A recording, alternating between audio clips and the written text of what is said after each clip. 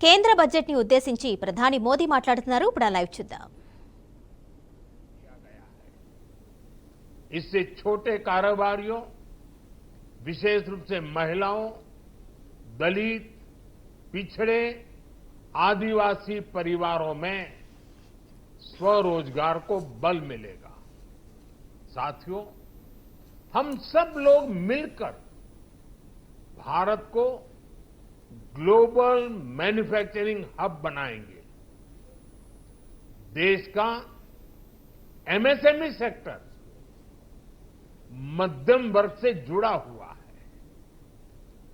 एक प्रकार से एमएसएमई सेक्टर की ओनरशिप मध्यम वर्ग है और इसी सेक्टर से गरीबों को ज्यादा से ज्यादा रोजगार भी मिलता है।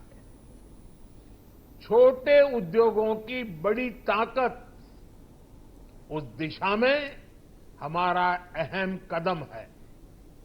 इस बजट में एमएसएमईज के लिए ईज ऑफ क्रेडिट बढ़ाने वाली नई योजना का ऐलान किया गया है।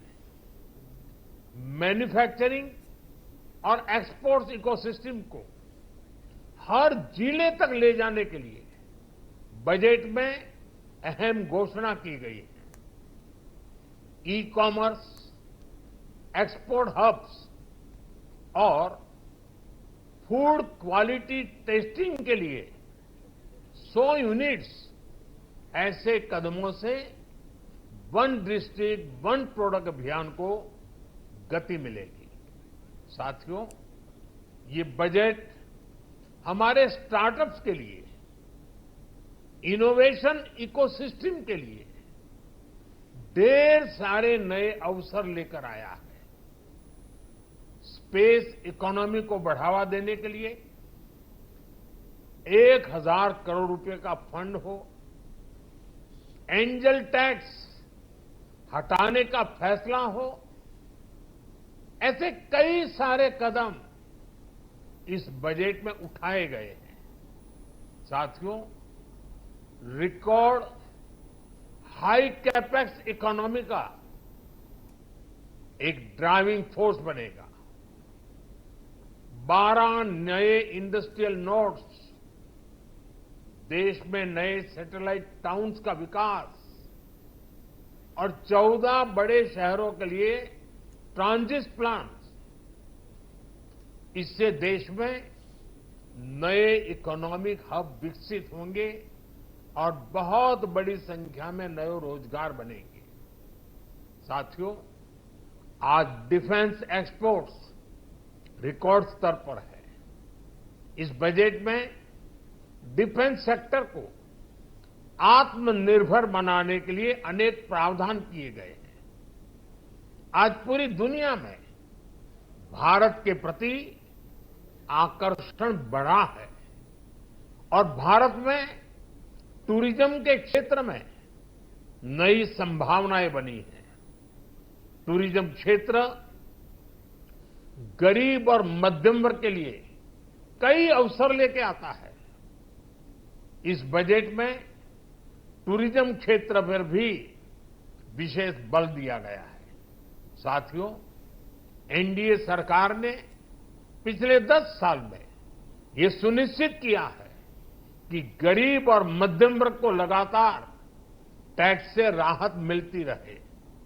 इस बजट में भी इनकम टैक्स में कटौती और स्टैंडर्ड डिडक्शन में वृद्धि का फैसला लिया गया है। टीडीएस के नियमों को भी सरल किया गया है। इन कदमों से हर टैक्स पेयर को अतिरिक्त बचत होने वाली है। साथियों, देश के विकास के लिए भारत के पूर्वी क्षेत्र का संपूर्ण विकास पूर्वोदय के विजन द्वारा हमारे इस अभियान को नई गति, नई ऊर्जा मिलेगी। हम पूर्वी भारत में कई महत्वपूर्ण इंफ्रास्ट्रक्चर जैसे हाईवेज, वाटर प्रोजेक्ट्स और पावर प्रोजेक्ट्स का निर्माण कर विकास को नई गति देंगे। साथियों, इस बजट का एक बहुत बड़ा फोकस देश के किसान हैं।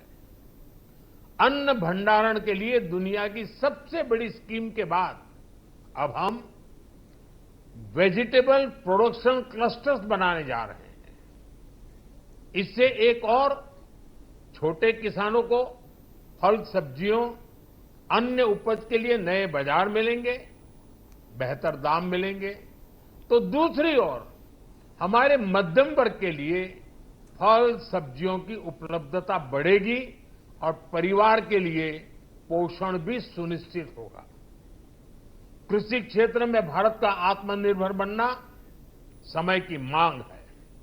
इसलिए दलहन तिलहन की पैदावार बढ़ाने के लिए किसानों को मदद की घोषणा की गई है। साथियों, देश में गरीबी समाप्त हो, गरीब का सशक्तिकरण हो, इस दिशा में भी आज के बजट में प्रमुख घोषणाएं की गई है। गरीबों के लिए 3 करोड़ नए घर बनाना तय हुआ है। जनजातीय उन्नत ग्राम अभियान सेचुरेशन अप्रोच के साथ 5 करोड़ आदिवासी परिवारों को मूलभूत सुविधाओं से जोड़ा जाएगा। इसके अलावा ग्राम सड़क योजना 25,000 नए ग्रामीण क्षेत्रों को ऑल वेदर रोड से जोड़ेगी। इसका लाभ देश के सभी राज्यों के दूर दराज गांवों को मिलेगा। साथियों, आज का बजट नए अवसर, नई ऊर्जा लेकर आया है। ये ढेर सारे नए रोजगार, स्वरोजगार के अवसर लेकर आया है। ये बेटर ग्रोथ और ब्राइट फ्यूचर लेकर आया है। आज का बजट भारत को दुनिया की तीसरी सबसे बड़ी आर्थिक ताकत बनाने के उस पूरी प्रक्रिया में कैटलिस्ट का काम करेगा। विकसित भारत की एक ठोस नींव रखेगा। सभी देशवासियों को बहुत बहुत शुभकामनाएं। ధనరాజ్ గారు